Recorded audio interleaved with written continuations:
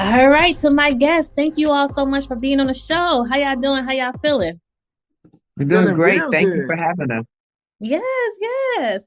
Y'all, I am super excited to have my guests on because we are with some legends. So once again, thank you all for being on the show. And let's start from the very beginning. Yeah, so why do you think the 90s hold such a special place in people's hearts, especially when it comes to music? I feel that it holds a good place because I feel that way because I think, you know what, a lot of music in the 90s was very authentic Mhm. and live. Like when I say live and authentic, I mean people were recording without like a lot of reverb, so you can really hear the people's voices. And a lot of stuff is like kind of like now it's like more you can hear a lot of reverb. Reverb meaning like you can hear like auto tune. Auto tune, Mm. you can hear a lot of that in the music. So just for people who don't know what I mean by that, it's like auto tune where you can extra help to sing. I'm not knocking you, but 90s, that's why I hold a place in your heart because you hear every artist and you can tell who it is because it's their real voices live. Mhm. Yes. And also, in addition to that, you had variety of artists. You had groups, you had different girl groups, you had different male groups. Even the rap, you had different sounds of rap. So you Hmm. have a lot of different genres. Everything didn't sound so much alike, even though it's some good music now, but you had different types of groups with different genres, and I think because of that realness, that gave it that different genre, that different artisticity to that era. It was a feel good era. I feel Feel like good when era, yes. I feel like when y'all hear the music now, y'all probably be like, "What the hell?" Some of it, not all of it, but some of I it ain't gonna lie. is I'm gonna keep it 100. I do with some of it because some of it be sounding alike. I'm like, now who's this person? It's like you hear the Hmm. same sound. It's not a lot yeah. of uniqueness to be real. And and Mhm. honestly, music, it's a form of copy. You do copycat people. It is not like it's abnormal, but when it's done and you are not using your voice, it's one thing to like an artist, but if you gonna copy him, you still should come in your own authentic voice Hmm. Hmm. so Yes. we can understand what you bring to the table. Instead, you taking over somebody's hard work, like artists from the 90s, we work really hard. Like 70s artists, they work really hard to be unique, to do what they love. So when you hear their music and 90s music, that's why you feel that whole energy of uniqueness. And you're right. The new music, I'll be like, there's some people that got it right though. Nah, I know you be like, "Girl, what is that?" Right.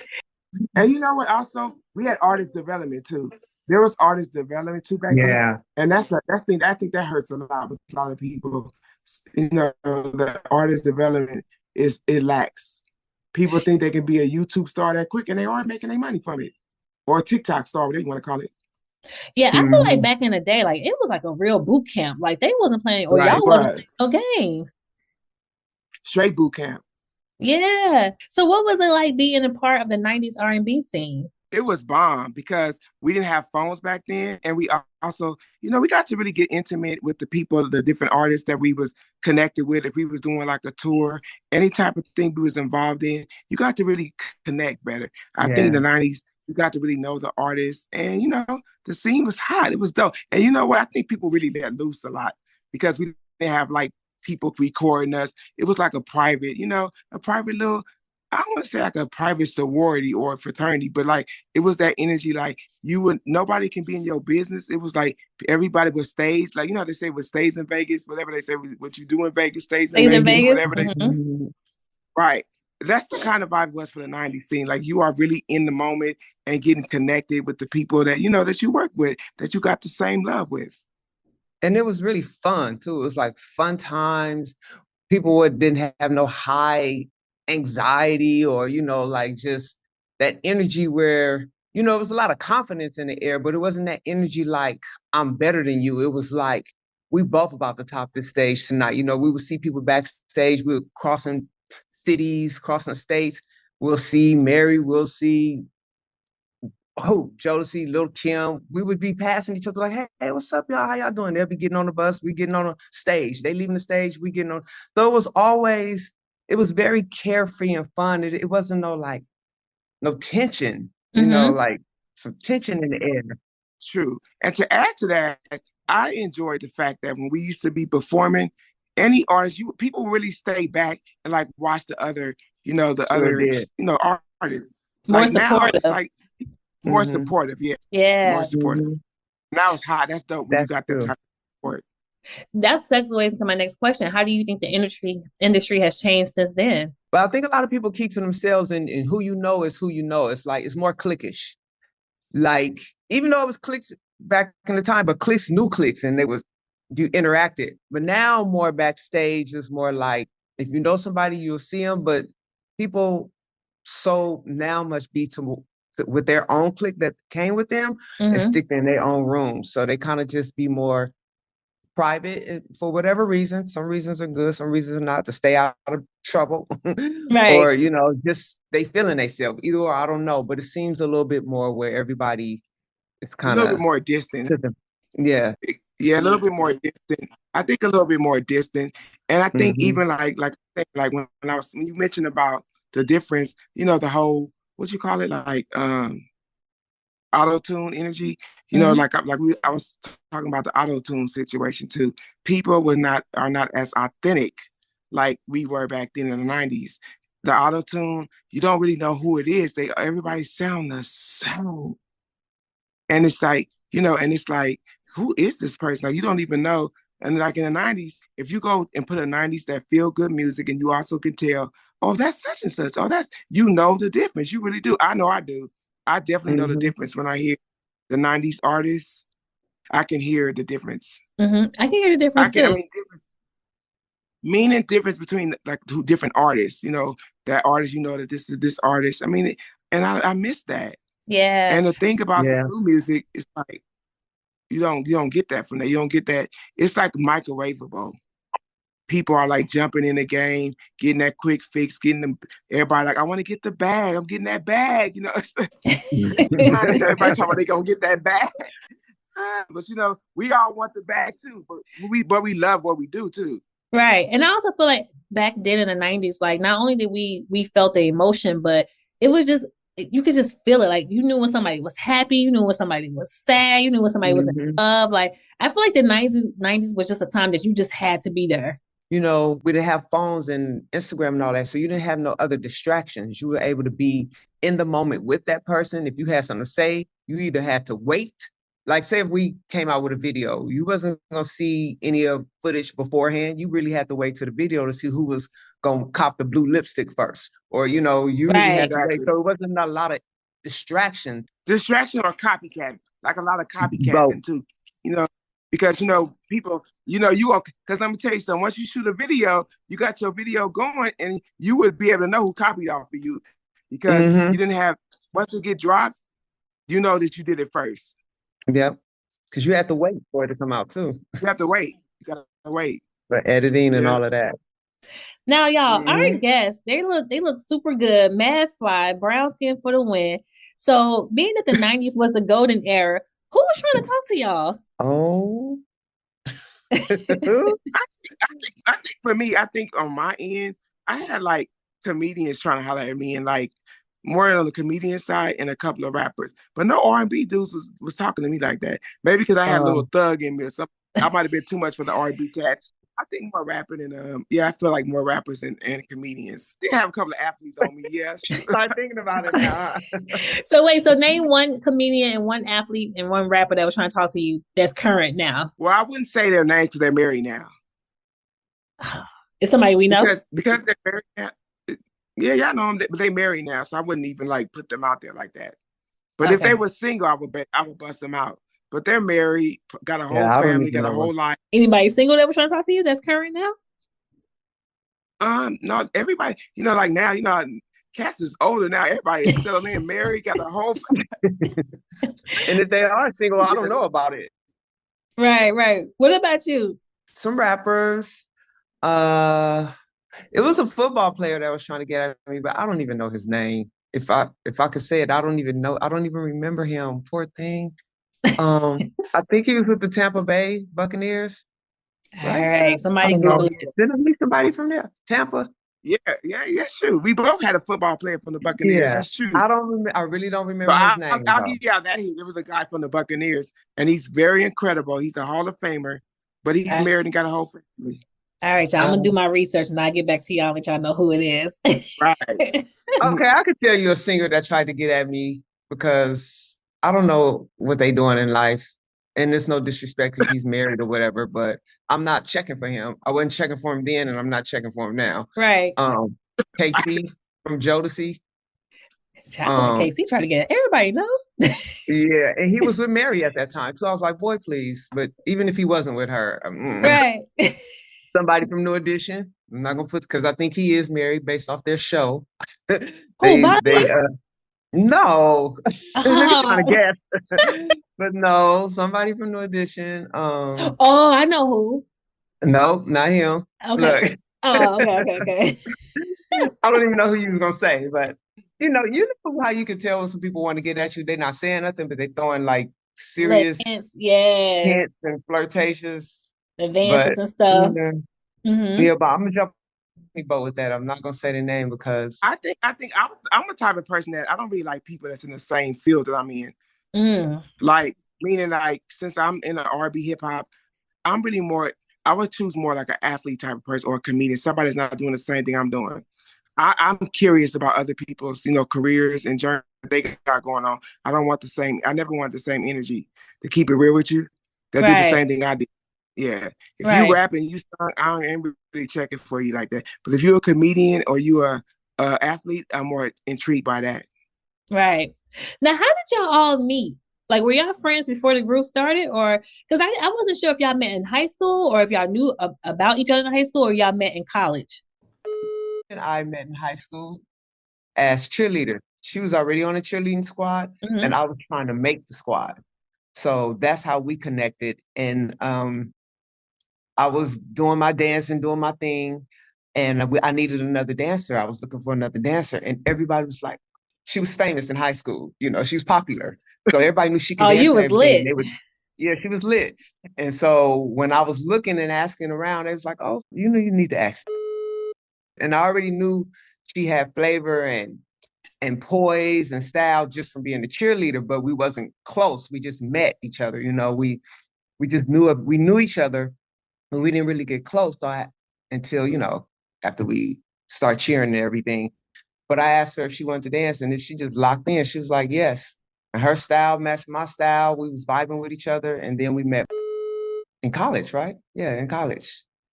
A couple of years later. Through you, because it was like just me and Winter, me and I keep saying my daughter's name. I love my daughter so much, so crazy. and I remind her of her daughter. I'm like her daughter too. they both muscle bound girls, to college. So she was looking. There was some guy that she knew that was a rapper was looking for some dancers. Thought we was like, we gonna have like a whole audition for a dancer. You know what I'm saying?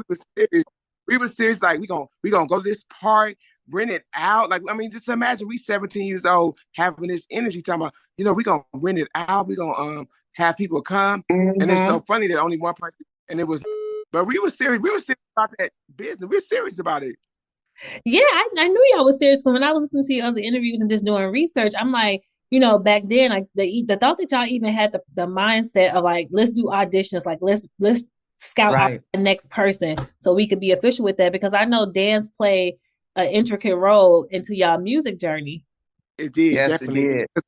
We was like the type of group that, go to different clubs, and then that's another thing. I don't really think they really get down. Like, we really dance and sweat. Ain't nobody cute, but we ain't trying to look cute all day. We are getting on the cypher floor, like how rappers, like people see that on BET or like the little award show now. We've been doing cyphers back in the days in the 90s, and a cypher was like dancing in a circle, and it's dancing in a circle, and everybody crowding around them, and that was the type of energy. So then that led us to be able to do different videos with different hip hop artists.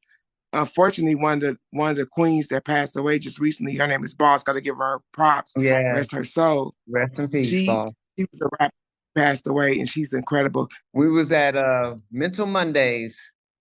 Belle Biv DeVoe used to do these shows on Mondays at the Palladium. Yeah. it's like for teens, like 18, 19, and 21. And, it was that type of energy. So, we was dancing, doing our thing, what we love. And if I'm not mistaken, y'all were also backup dancing for like a lot of well-known artists like Big Daddy Kane. Mm-hmm. AMG. Chris and Play, not Kid and Play. Kid and Play. You don't say their real names? Right, I'm about to say their real names. Who that? Silk. I was like extra, like a background person, but was actually dancing in Silk. You was in Silk video? Yeah, Silk video. Happy days are here again. Oh, wow. So if I'm not mistaken, y'all also have a good relationship with Ratima Robinson, who's a seasoned dancer. Yeah. So how did she play a pivotal role in y'all career? Because I think it was something y'all was also trying to try out for Michael Jackson. Remember the Times video as well? Yes, girl, you did your homework. Come on. Yeah, listen. Yeah. So it's funny to talk about the story about that with Fatima. So in our book that's coming out, it's called Unfinished Business. We talk about that, about story with Fatima. There was moments of Fatima that was great, and there was moments that was not so great. Like she was definitely about her business at a young age as well. We all used to dance, and so we talk about the story that happened with the Michael Jackson video, how it was like, it was like back then, like there was cliques, and we was talking about like different cliques. It was like it was a lot of dancers trying out for this video. And we talk about how she picked certain people, and people was telling us that, I don't know why y'all didn't get picked, because y'all really was killing it. But it was crazy because it was like 1,000 people, 1,000 dancers tried out, but it was like we got called back out of our little clique. And it was only 20 dancers, and they was narrowing it down. And so we talk about how we felt like, and that's why I love our book that's coming out, because we all felt a different kind of way. Like me, to keep it 100, I didn't like how it went down. Oh, I know you wasn't messing with it. No, I didn't like how, but now that I see how it go. Like I was in my feelings back then, but now I'm older, I see it differently. It's a game. It's, you people gonna pick who they roll with. Right. And it's it's like a cattle call. You have to have these many people, but you already know who you're picking. That's how it used to be back in the days when you did like auditions back in the days. So Fatima wasn't doing nothing no different than the next cat was doing. Right. Like as far as having like a gang of people, because you got to do it for Michael Jackson. You got to show that you have people out there trying out, but you already know in your head who you want. That's something we didn't know until after the fact, or at least me. Exactly. For me, I didn't know that till after the fact. So my thing was, I mean, I really wanted to be in that video, but it didn't happen. We did other videos, you know what I mean? It wasn't Michael Jackson, but we did other stuff. And Fatima was the one who got us the other stuff too, but we didn't get that one. But you know what? She blessed us after that. She might, maybe her conscience, I don't know if her conscience bothered her or what. So I know I wasn't really feeling her the same, but she did come through after that. Maybe she got a conscience or something, because she the one put us in Big Daddy Kane video. This group called Good Girl. They was called the Good Girls or something like that. Was that to go? Good to go. Good to go. Yeah. Did y'all ever have a conversation with her? No, I haven't. I think my energy gave her a conversation. I think after the fact, I let it go, because I mean she did come through later on after that. Right. I'll say, if I'm being honest, I was turned off back then with that scenario, because we didn't know what was going on at the end. We didn't know that people would be rolling that hard like that and would have you working your butt off dancing and then not to get picked. But we, as time went on, we realized, as you get older and understand how the game worked, you ain't tripping about it no more. But it was I was in my feelings back then. Definitely. Now, do y'all feel like y'all was destined to be in a group? And the reason why I ask, because y'all have so much in common. And I feel like when I was reading more about your story, I feel like everything was like lining up for y'all. Do y'all feel like that too? Yes, we do. Yeah, we do. I think when we had started off, our goal was honestly to just be these great dancers and touring all over the world. That was really what we wanted to do, just be these great dancers and choreograph different groups and tour. That was our like initial type of energy. But when we was doing our thing and we'd be performing at different showcases, like back then it was like major showcases, and you'll see people like Mariah Carey, Jamie Foxx. You see them, like Jamie Foxx wasn't even singing; he was just doing this comedy stuff. He was singing. He wasn't even comedy, huh? Mm-hmm. We could be at these different, like, I mean, it's so beautiful to see people from back in the days and where they are now. But we used to do these popular, because we from Cali, so Cali got all the energy. Everybody be in Hollywood, doing their thing. And, we would win every time as dancers Yeah. behind these rap. So we were aligned like that. You know what I mean? We just did what we love. And people noticed that you guys should be more than hard bodies in the back dancing. Yeah. It's like we were outshining the main artists with our dancing. Right. So we would always get people from behind the stage or just even people from the audience, like, you guys did so good. Y'all not a group, or y'all should become a group, or what's the name of your group? And that got us thinking, like, we start seeing ourselves different, but yet still we were dancers until someone actually really approached us like, you guys need a name. We were just going off of our real names, but we needed a group name. And once we had that group name and we still was dancing, doing our thing, then we got approached to be a group. Like, you guys should be a group. So it was destined for us to come together and do what we did, because it happened and it felt good while it was happening. And we do have a lot of similarities, and we were aligned to meet each other at the times that we did to do what we were supposed to do, which is a beautiful thing. So yes, we do. And I also feel like because you have a background in dance, it also made you more versatile when it came to performing compared to your other R&B counterparts. Do you feel like that as well? Oh, yes, definitely. Yes. I feel like I was the Sierra back. Now, Sierra's so dope. I love her dancing. I was that Sierra back then. You know what I'm saying? Like, that energy Sierra brings, period. Yes. Now, were there any girl groups at the time that inspired y'all when y'all were first starting out? For me, I would say Salt and Pepper. Yes. Salt and Pepper, only one for me. Yeah, because it wasn't a lot of girl groups. It was more like individuals. Like, I love Janet Jackson, She was not in the group, but Salt and Pepper for sure. Baby, that girl was serious about Janet. But in groups like Salt and Pepper, what other groups? What? You know what I mean? Did y'all come out before a lot of the other groups? Like, was it? I thought it was like y'all, then SWV, then TLC came out before us. TLC, right? Y'all was out, right?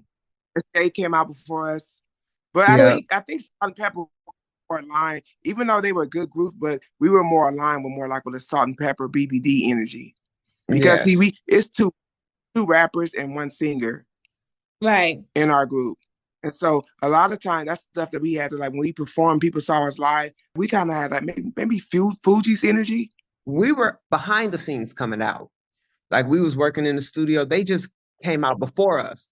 We didn't have a deal yet. They were out. Right. We were already our concept, who we were as people. So they didn't inspire us like that, because we already was going doing. It was like we didn't look up to them. It was kind of like we side by side with y'all. Right. So they were great groups and we liked them, but they wasn't a group like, oh, we want to be like them later on in life. It was just a couple of years ahead of us. Right. Because they got their deal earlier, whatever the case may be.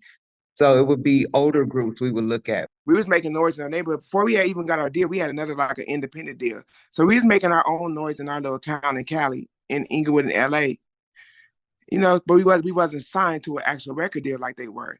So when you say looking up, I will only say probably Salt and Pepper. Right. Did y'all ever feel pressure to fit in a certain image or sound because y'all were women in the industry? Like, did they ever try to make y'all conform to a certain way? Because I feel like when I was looking back at y'all videos and just y'all sound, like, y'all were fly. Like, y'all was like the around the way girls. Like, even now, like, did y'all ever feel like y'all had to conform in a certain sense? For me, we came as who we were. We brought who we were to the table. And to be honest, no disrespect to none of the ladies that was doing, like Little Kim's, the way she was talking and stuff, that was us. Right. We did that all the time. We got people trying to have us tone that down. So it was pressure from, like, our record company, the people who was involved, like, oh, you saying that? Or why you saying this? And even at that time, radio stations wasn't as open as they are now. It's out of control now. But, like, some of our songs didn't get, like, Who's Mine did get played on KJLA. Talk just like sexy ads, but they wasn't playing your music at that time. So our record label was trying to make us be like these R&B divas, and that wasn't who we were.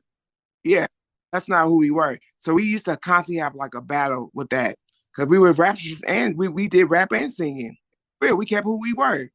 But we used to battle all the time. That was the difficult part, I tell you. So it was the pressure Having of us.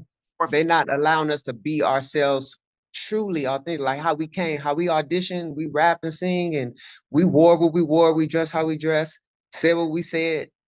You know, they was trying to tone us down and make us be an R&B group, Right. you know, and we had to fight for that. And so it's not that we was hood and ghetto. We just was like from the inner city, talking about inner city energy. Mm-hmm. You know, we still, you ain't never seen us look like hood rats. We wasn't hood rats. That's what they used to call it back then. We wasn't. No, they still call it that now. Like that. Hoochies, remember they hoochie girls. So wait, how do y'all feel about the reception that Sexy Red has been receiving? Honey, don't get me on her. I'm sorry. I'm not a fan. I don't really know her music. I'm not a fan. What I see is, you know, it's like the ratchetness is cool because it's a little bit in every woman, I think, you know, but it's a time you got to have some boundaries. It's just too much. It's too much. Like, it's just too much. I wouldn't want my little girl like listening to her music. You know what I mean? You got to be a full-fledged grown woman, listen to her music. And, you know, I've heard of her through other people, and I'm just now literally like, no lie, like 2 weeks ago, just saw her in a video because she with some other girl that I do like. You know what I mean? So I'm just now really seeing her for myself. Glorilla? But I'm not a big fan. But good luck. Good for what you're doing. I feel like the girls need to put their clothes on. Even a guy, I don't want a guy with his clothes off either. Either or. I want to see your talent. Like, I feel that people can show their talent by putting more clothes on and stop being naked. I don't like that energy. Like, too much. Many people want to be so naked, and it takes away from your skill. You might be a dope ass artist, but it's taken away from you because you're showing all your ass. Excuse me for my language, but you're showing all the ass. And there's no mystery. Like, if one person is bringing that hood energy, then the next person I want to go lower than you. I want to be more hood than you. I want to be. So now it starts falling off, and it's like hooder, gutter, savage gutter, and it's just getting worse. It's not even cute no more. You know what I mean? It's like you making it look bad. You making ratchet look horrible. You making the ladies look horrible. Like, I don't like it. You know, have some type of class demeanor about yourself. It's getting out of control to me. And I think she's taking it to the level like, I'm gonna be the most ratchet, hoodest, trifling, most ever. And I'm gonna sell that. I'm gonna capitalize off of it. There's always gonna be somebody that like you, like what you're doing. There's always gonna be somebody that don't like what you do. That's what I had to learn too in the industry. We can't please everybody. Right. We had people that really love our song. We had people that really couldn't stand us for our song, you know, but we know we struck a chord, whether you loved it or not. You know, like, a girl struck a chord with me. You went too far with it. So that's not my vibe. I'm not into it all the way like that. You know what I mean? It's not your cup of tea. It's not your taste. Yeah, exactly. But I can get with some stuff, but that's a little too far. Right. Like, I don't mind the sexiness. Like, I don't mind people having fun with their bodies. I think it's beautiful to show your body, but it's just the way the taste. Some of it be real tastes. Like, I know I had fun showing my body. I don't want to act like I'm an old chick that don't respect people having fun with their body, because I'm not that. I think it's dope to be able to show your figure, your body, and look good and do your thing. But when it comes when you like, she's a little over the top. But like you said, some people gonna love you, and you gotta do you. Gotta do. As long as my thing is, as long as she being true to any artist, as long as you being really authentic to yourself. Or because a lot of the behind the scenes stuff with you and other people don't know, they have people in their ear telling them, you got to do this, you got to do that. Right. If she's out and she's really being true to herself, that's all good. But if you're not, because a lot of men be behind these girls telling them to look a certain way, and it's not respect. It's not a woman telling another woman, you know, how to get your thing, you know, how to do your thing. It's usually a man behind them telling them to look inappropriate like that. Because there have been a lot of female artists that came out and said that either a man wrote their lyrics, a man told them how to dress, or a man did this, a man did that. So I definitely agree that if this is her, I hope this is just her doing her. Exactly. I'm one of those people I like writers, because I'm a songwriter. I like girls that write. Like, I like Nicki. I don't mind her being sexy because that girl can write. She's talented. I'm a Barb too. Yeah, she's tight. So for me, it's no diss to other people. I'm just attracted to songwriters. Now, one of the things that I loved about y'all's story is because not only did y'all have a growing music career, but y'all was also in college. Y'all was working 9 to 5s. So how was it balancing everything? Hard as hell. That's a good question. We just did it. Yeah. And it was a lot, but I don't know, like looking back, it was like, damn, I did all that. You don't even realize you was juggling all that, like at the time. Right. You just making it happen, just going with the flow, just doing it. Just doing like you said, just doing. I think for us, it's like, you know what? I think to this day, you can do anything you put your mind to. Mm-hmm. But I think one of the problems, and I'm gonna keep saying this probably throughout the whole conversation, when you have internet, social media, see, we didn't have all those distractions. We was focused, we was very focused. There was no distraction. It was about where our mind was connected to what we wanted to do. Oh, I'm graduating from, I'm gonna be an artist. I'm gonna do this. I like it. It was a lot, but it's like you enjoyed it because you had a goal and you have like distractions. Yeah, you're right. You're right. And then y'all also mentioned the importance of having passion in your art. Why do you believe that money shouldn't be the primary motivation? Because I feel like when I listen to a lot of people from the 90s, everybody talk about how they got robbed out of their contracts and stuff. Yeah, it goes back to how I was saying about how now things are more microwavable. And it's nice for them to get their coin, their money, their bag. It's good that they get their money. But people in the 90s and the 70s, no, we wasn't getting the coin like that. Right. So if you didn't like it like that, because you're not getting paid like that, it had to be from your passion. Because the money wasn't coming like how their money come now. Mm-hmm. So that's why you get those real authentic artists from the 90s and that feel good music. We really was, authentic. And it was like, it wasn't about the money. Even though we wanted the money and learned later that it was not right what was happening. But we was very passionate. That's what kept us going, the passion. Mm-hmm. Yeah, I was going to say with the passion, you could regain and get more money, because sometimes it could be here today, gone tomorrow. Or if you had the money and it's gone, then that might mentally mess with you and send you down a spiraling path of negativity or drugs or sex or whatever. That could happen. Right. But if you have the passion for it, you know that if I got it before, I can do it again. You can choose other avenues, other venues with that passion. So I think that's why having passion is so important, because you can recreate or create something else. But let me hit y'all with this one though. Not just passion, but the spiritual. We had a very spiritual connection with our own spiritual connection with God, and that has a lot to do with. A lot of people commit suicide. They drink or they get drugs. They get messed up with drugs because you have a spiritual foundation, and ours was pretty tight. We communicated with each other. You gotta have. It's a deep foundation you gotta have with God for real. The man above. You got to have a spiritual connection because this music business will tear your butt down. That's so funny you mentioned that because it was a viral clip of Jermaine Dupri going around, and he was just saying a lot of the reason why these R&B singers don't sound like don't sound like anything, but you can't really feel anything because they don't have that spiritual connection, because a lot of the singers from back in the day were rooted in the church. Yeah. All right, so this is the moment of truth. This is the moment of truth. Will our guest reveal their identity or keep it concealed? The choice is yours to reveal or conceal. What will it be? Conceal. I'm down to reveal. Why should we conceal when you can reveal, baby? All right, please introduce yourselves. What's up, everybody? This is Kim from Moke and Steph. What's up, y'all? This is Steph. Who gonna bring this heat like Mo, Ken, and Steph? But you forgot, we the ones that got you talking out your neck, talking negative. But we do want to be around like a groupie. You want to be down on spraying haters like Ray. I got to get paid every day. Gonna regulate. What? You saw me in the magazine. Your man Phoenix. I'm serving them coast to coast. I was born to be a star, pushing up laws, steady off that yak. What? This is Steph, baby. Okay. Listen, round of applause, everyone. Round of applause. Listen, Stephanie, Miss Stephanie, when you have your next birthday party or whatever you have an event, I need to be there. You missed the last one. Because I know it be lit. She missed the last one. Oh, yes, girl. We gotta make sure you on that list. Yes, I'm definitely coming. I'm gonna tell you, Queen, I love to laugh. So you're gonna definitely have some comedians there. I love to laugh. We're gonna be laughing, girl. Oh, I already know. I Laughing at already that. know. And then also the third member, Miss Monifa, couldn't be with us today, but she is here with us in spirit. So thank you, ladies, for joining us.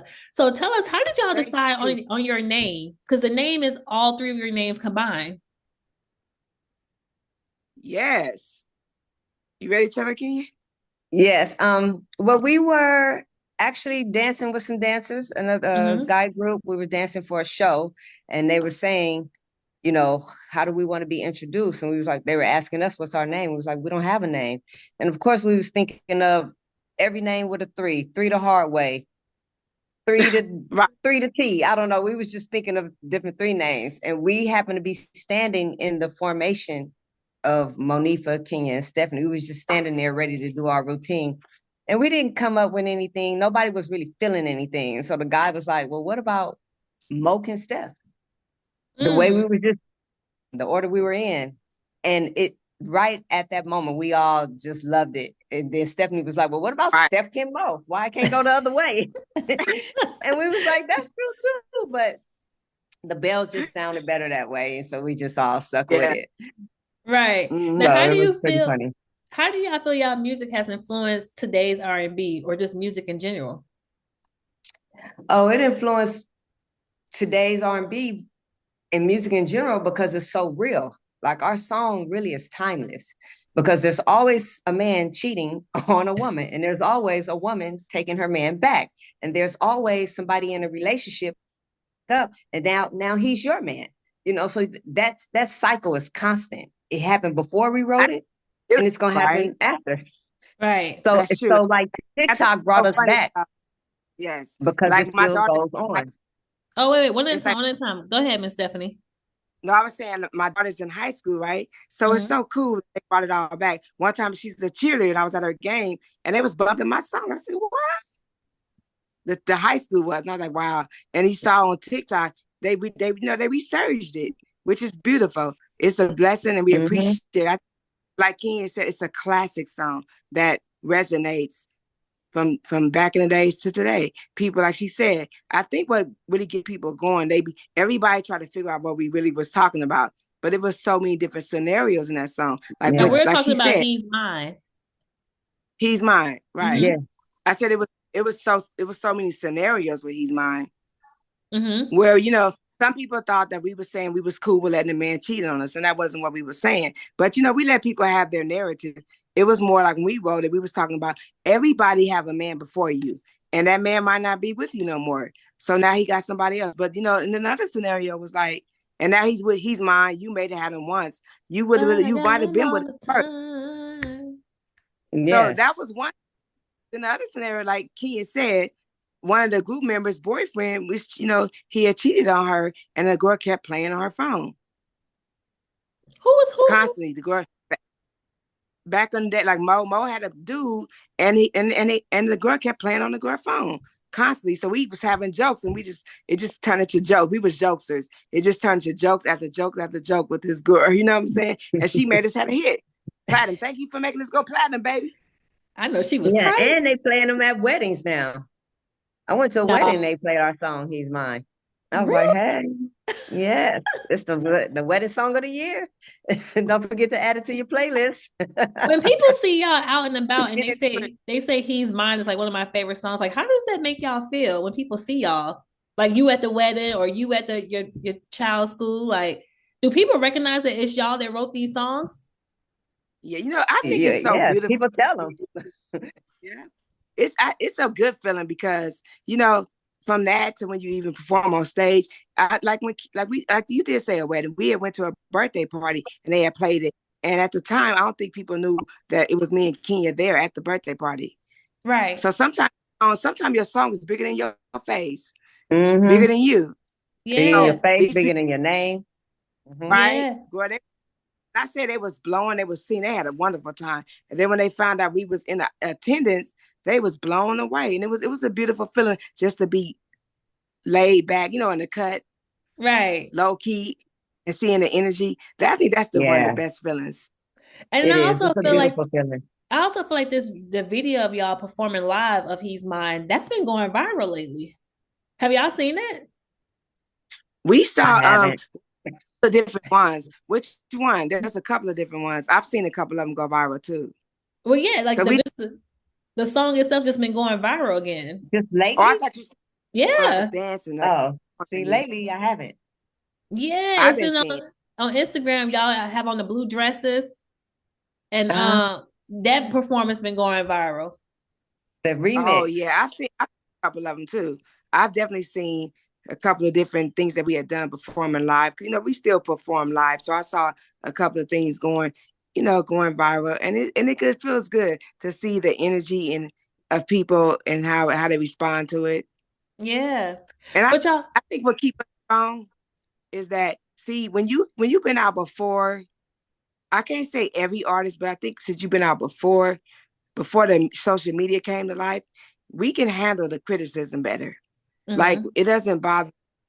We're strong in our conviction. We know who we are. We know what we did. We wrote it ourselves, and we take responsibility for it. But and y'all so also, I think. oh, I'm sorry. Okay, go ahead. No, go ahead. Oh, you can. No,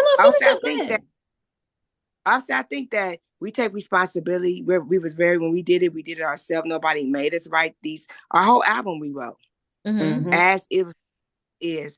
And that whole album we wrote. And it's like, except one song, it was a remake from Smokey Robinson. Much love to Smokey Robinson. But, we wrote everything pretty much. And I think because we knew who we were, we had no social media, no distractions like that. I always say that. And I think we're very confident who we are. Because social media, that's what people's mental. And I see some artists be clapping back going, like, why do you care about what's, like, for me, I want to be a psychologist for these artists and talk to these artists to help them out, because I'm like, who cares about, you don't even know these cats. Why are you explaining? They got you all in an uproar. Right. They got you all panties in a bunch. And y'all also face some legal issues with He's Mine, which I thought that was a lot of important lessons that y'all shared. So can you share what those challenges were and how they affected your experience with the song? Because if I'm not mistaken, Miss Stephanie, you didn't want nothing to do with the song after y'all went through it, right? I sure didn't. I didn't want that to be the single, because once I started learning the business, that's another thing we talk about in our book called Unfinished Business that will be coming out soon. We talk about how, like, I was not happy about once I found out what they was trying to take. Cause see, in this business, when you what you say, like, copy another person's song, or I don't want to say copy, but when you you might be like, sample. Yeah, thank you. The producer that produced it was an amazing producer. His name is Henry. A wonderful. He's not just a producer, but he's a live musician.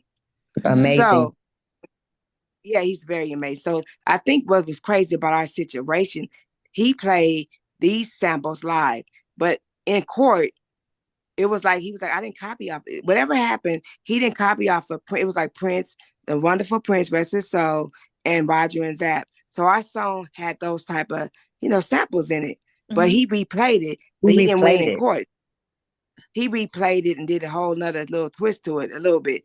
But as far as the court, they saw it looking like, oh, this is a Prince sample. So we didn't win that, but we wasn't even a part of that whole suit. We didn't even know until they came back to us. And I said, well, I'm good. Let's just do Sex in the Rain. That's our other single. We wrote it. He live played it. No samples. You know what I'm saying? So I was like, I'm good.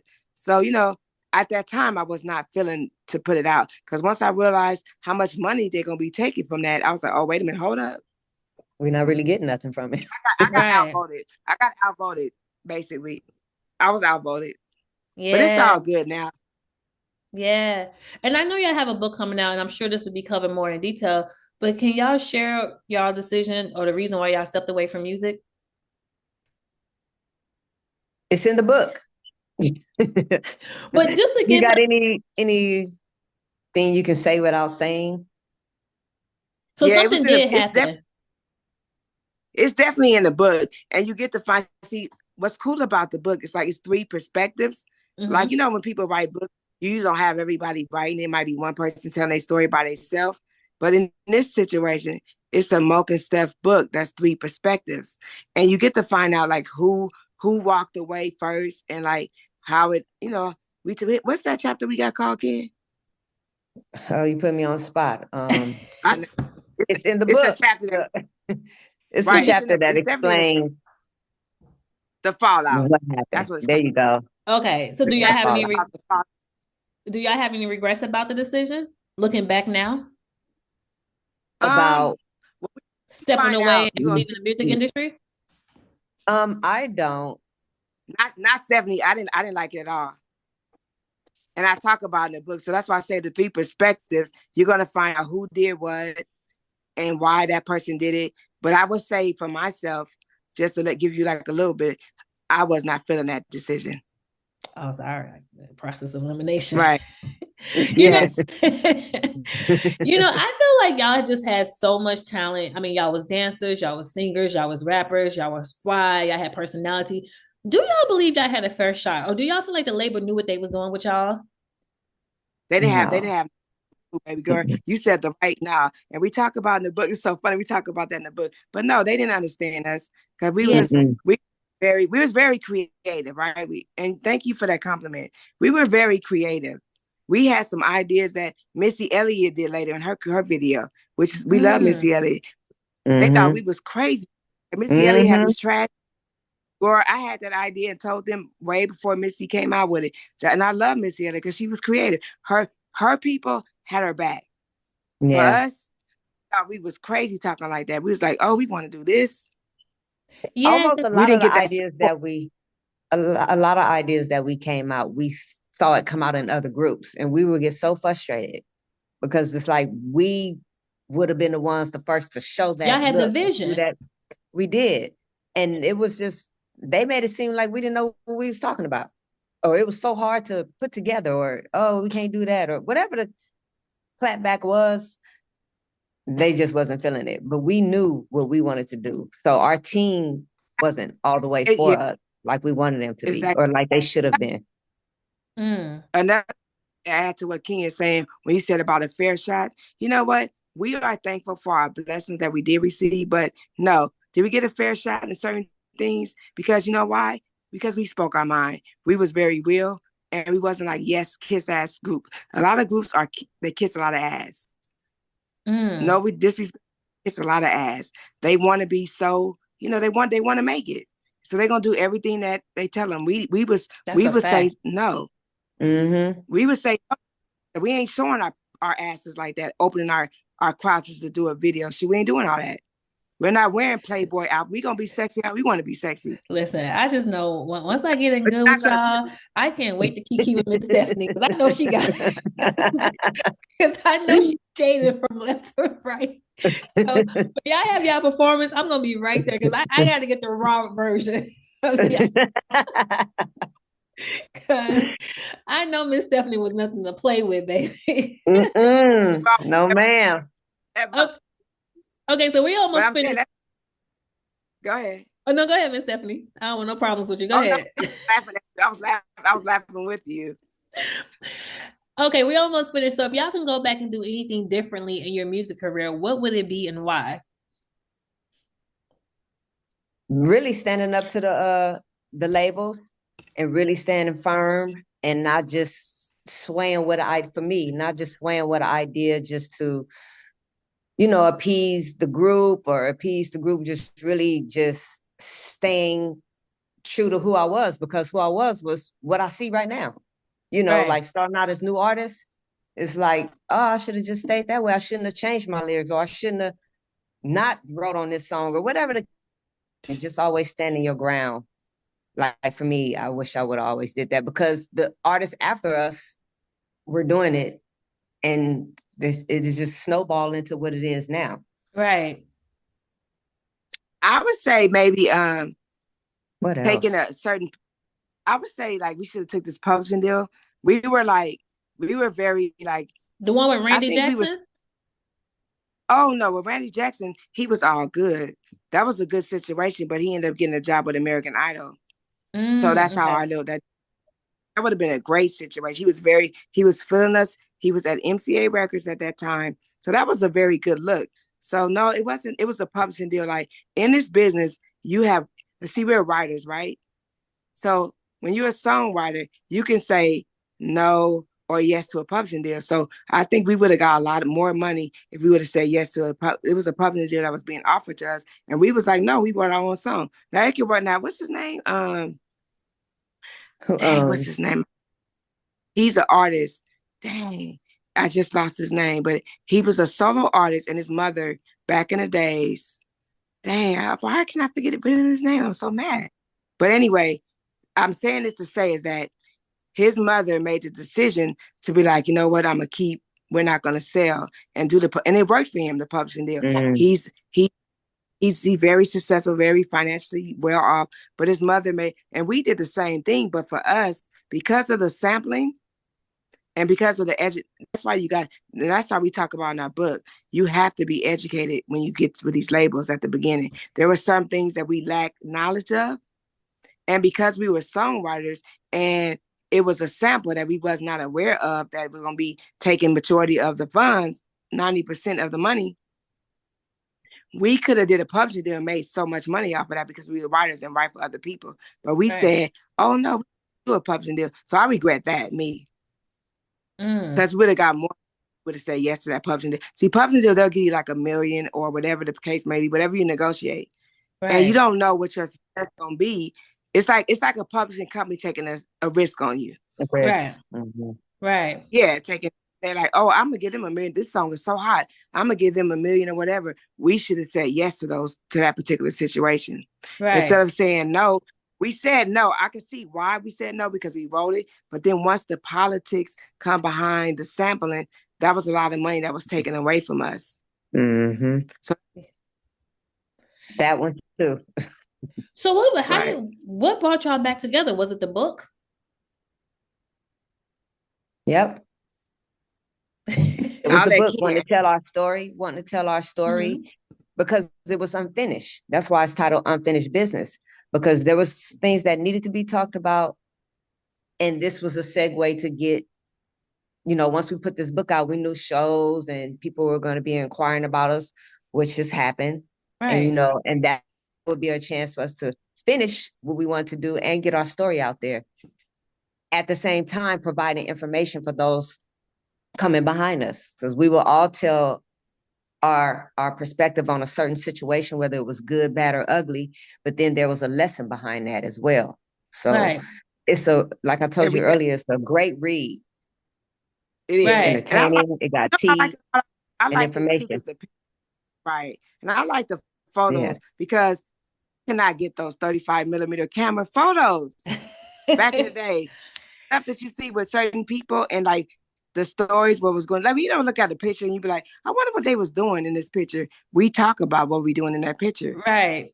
Whether it's with Daddy Kane, Mary J. Blige, or whoever we was in contact with, we talk about those moments. Mm-hmm. And I think it makes a very good read. Because I know me, I know sometimes I'll be looking in the picture and I'll be like, dang, I wonder what was going on. Right. But that's something that's in our, we talking about it from back in the days. And it's all, and Kenya was our little photographer back then. You know how people have photographers going with, she was the photographer. She was the historian all day long. Before selfies. Okay, really quickly, because I know Miss Kenya, you have to leave. But in one of your interviews I was listening to, someone mentioned that y'all regret that y'all didn't y'all didn't jump in on internet when it started booming. So with social media, do y'all remember that? Somebody saying that? Like somebody had regret that. I think somebody was telling y'all when y'all was trying to figure things out after your contract was all, y'all was trying to figure out like what would be the next move, and the guy was like, y'all need to get into this, internet, like y'all need to get started with that. So being that social media is what it is today, do y'all think that y'all journey may have been different if y'all would have embraced it, the internet? Yes, because of the simple fact that something, and just embracing the internet would have brought something different. But it's like our career went through that transition, and that's one of the reasons why we was always like a beat behind. So we were in the old school way of doing music. Then it started going into MP3s, and then the music industry got scared because they was losing music and money, because people can download it for free. So you were losing it. Then it went to the CDs, and then we kept going through the changes of transitions. So when you had to deal with somebody like I forgot his name already, that went to, we were just talking about him. He's had a writing deal for us. Well, when we was in talks with him, the company changes, he moves on. So every time we met somebody, there were changes in the industry or changes with their department. So that would change whatever deal we had in motion. So if we would have been able to, you know, jump in and capitalize on that, of course things would have been different. And we did, but again, we was always that beat behind. Because it was constantly like changing. Right. Yes, it was constantly changing. People didn't know their next move. Right. Or what's the best move. And thank God for me and Kenya having degrees. Because, you know, outside from this, I was a teacher, right? I took a look. I mean, I still rapping, like doing stuff for like, I did like some stuff for like features with different people. 40. Yeah, I was doing stuff like with E40, with like different features with the Relatives, Snoop Dogg. Like I have like features of me rapping on my own. But, you know, like that. I mean, I did stuff, but I also became a teacher and kind of put that in my, you know, my teaching. I would do like little raps with my students and stuff like that. But, you know, it was one of those things, like you said, it was like, so, you know, everybody was losing money because if you remember the CD burning, people was burning them CDs. And so artists was not making money. Instead of me being on drugs, I said, let me use my degree. I'm using my degree and, you know, see if we can get back in this game. And, you know, that's how the fallout, you know, part of the fallout happened. But I was still actively working, doing stuff with other people, but not with Mocha Steph. Right. Not us as a group. Because I love it so much. So, yeah. So what advice would you give to young women who are just now entering the music industry today based on your experiences? Based on our experience, we talk about some of that in the book, but I will give like a little tip. I would say anything that you're involved in, know what you're getting into. Know what you're getting into. Make sure you have an attorney. Do not take it lightly and don't be so excited to be down. Don't be so excited to be involved. Like make sure your business is sounding. And you know what? Now you don't really need a label. You can do this stuff independent if you're willing to do the work. You have to do the work though. Right. You can be independent and make your own. And that's a good thing for them now. You don't need a label to make you who you are. You got the support from social media. Right. And you can get that instant gratification. But you still want to know when all that money come to you, you want to know how you deal with it. Financially, management, business management. You got to have your business in order. Right. Because you don't know, it happens so quick. It can happen so fast. One day you could be talking like right now next to you a millionaire. Or you can make it, you could be doing. So you have to know what you're getting involved in so you can keep the success going for yourself. Right. And last but not least, what do you think is the legacy of Mocha and Steph? I think the legacy would probably be, sorry about that. I think the legacy would probably be being authentic. We was always authentic. I think our legacy of being authentic, and no one can say that we never backed down on who we were. Right. Even though there were some moments that we did like kind of had to change some stuff up and we couldn't be ourselves with our music. But when it came down to our dignity, we wasn't out there, you know, having sex with different artists. We wasn't doing stuff. We wasn't playing ourselves like that. We were very, you know, we was very smart about that. Our dignity meant a lot. Our integrity meant a lot to us. We can go to bed at night. I think we can go to bed at night and be like, we didn't sell our soul. Right, right. Well, like I think one artist say this. I think it's Maya. Maya is kind of like us. She didn't sell her soul. It's like we didn't sell our soul. And I think the authenticity of our music, it lives long because nobody wrote it for us. We wrote it ourselves. It was us as a collective doing what we needed to do, from dancing to singing. So no one could take that away from us. No one. Right, right.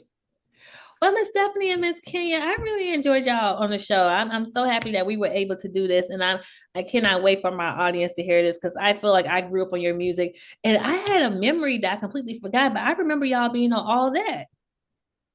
Girl, I know, girl. That was such a fun moment. All that, I loved all that. Right. So wait, you saw that stuff was so much fun. Yes, that was such a vibe. Like I I miss shows like that. So when you was talking about certain, I miss shows like that, like all that. Yeah. That was a wonderful. It was very fun. It let, like, I think Saturday Night was like more like that, but Saturday Night kind of give that in the adult version. Yeah. Like all that was You know? my jam when I was growing But up. So all that, yes, that was a fun vibe. Yes. I miss. Oh, I didn't hear you, Miss Stephanie. What you say? I was saying I miss shows like that. Nah, me too. I mean, the 90s itself was just that's the era where you can't duplicate it. Like you just had to be there. You just had to be there. And girl, and you had to be there. And it's so funny that I think that's what I like about our book, because let me tell you, I was like, damn, I can't believe we got a picture of this. It's certain things that you be tripping off of, like, wow, we had a picture of this.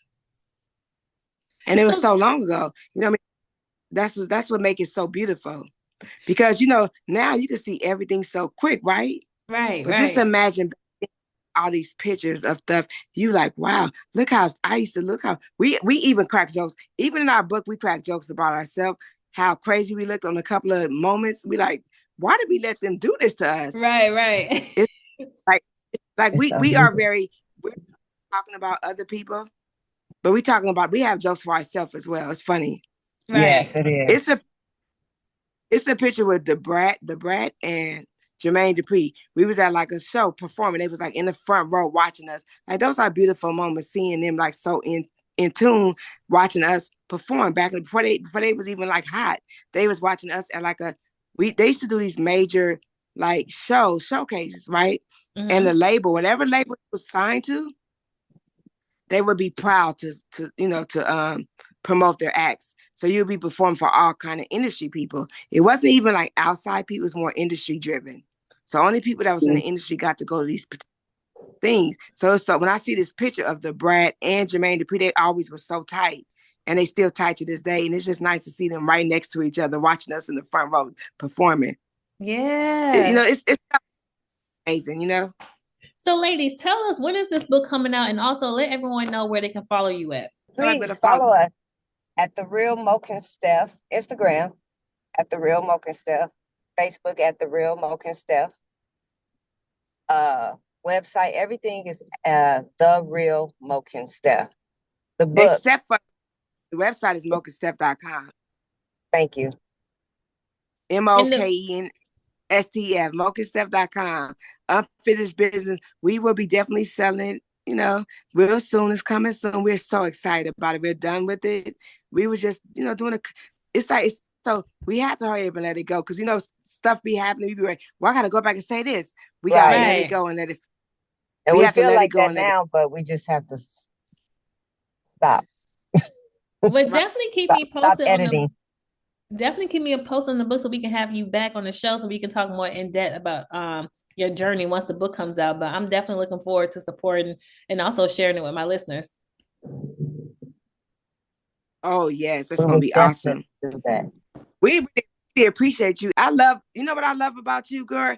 You did your homework. Don't play with culture. Girl, you are about that. I'm telling you, it feels so. And so, let me tell you something about artists. Artists really appreciate, people when they interview you, that they know who they're talking to. Yeah. No, it was really, I told Miss Kenya before you joined, I'm like, it's really an honor to have you all on, because I remember singing, to this day, I still sing y'all songs. So I'm pretty sure that hearing y'all show I'm pretty sure once my listeners hear your show, they're going to be even more excited that you were a part of the Professional Homegirl Podcast. So I really appreciate y'all ladies. No, yes, come on, Professional Homegirl. Come on, Professional Homegirl. Yes, I love it. I even love the title. I love your title, girl. I love Yes. So I have to send y'all some shirts and stuff so y'all can wear it. So I definitely, I would definitely promote. We're gonna tag you, girl. We're gonna tag you, Queen. Yes.